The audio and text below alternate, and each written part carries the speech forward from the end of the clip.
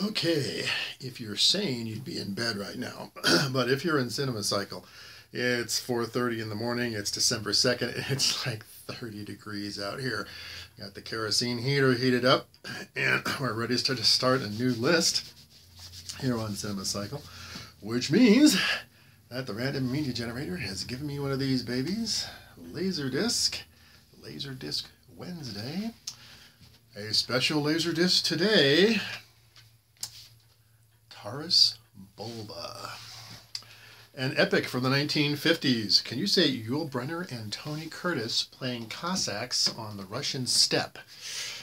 Yeah, I'm thinking widescreen panoramic goodness.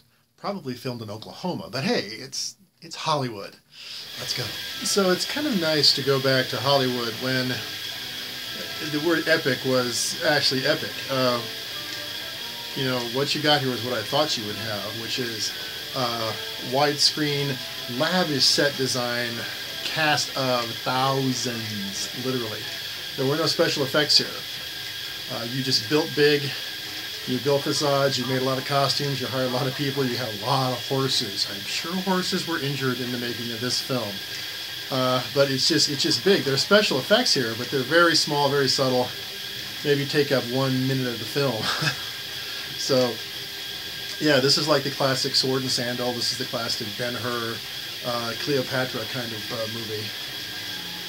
Odd subject matter, Cossacks and Poles in the 1800s.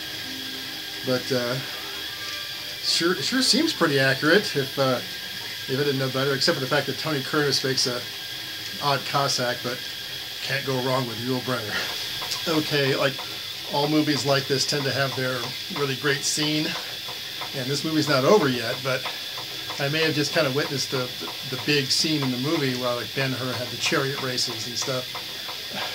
Here it's the mano-a-mano duel of two guys jumping horses over a ever-widening chasm.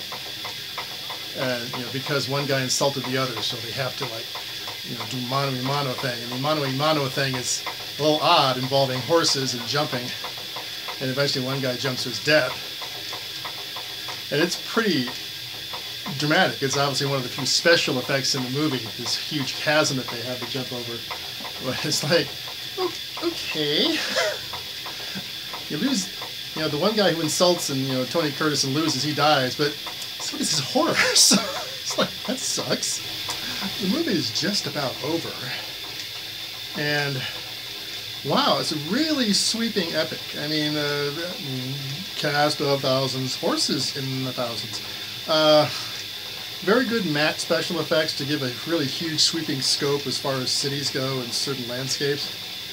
But yeah, this was a lavish, expensive production. I'm kind of surprised it's not better known. Okay, credits are rolling. Actually, I'm watching the trailer, the original trailer for the film, which is also included on the Laserdisc. Movie's over, though. I was curious to know where this was filmed, and they have a special thank you in the credits. It's filmed in Argentina, which I was wondering, because it's definitely not Los Angeles. So hey, Halliwell's Film Guide comes into play again today, because this is an older film.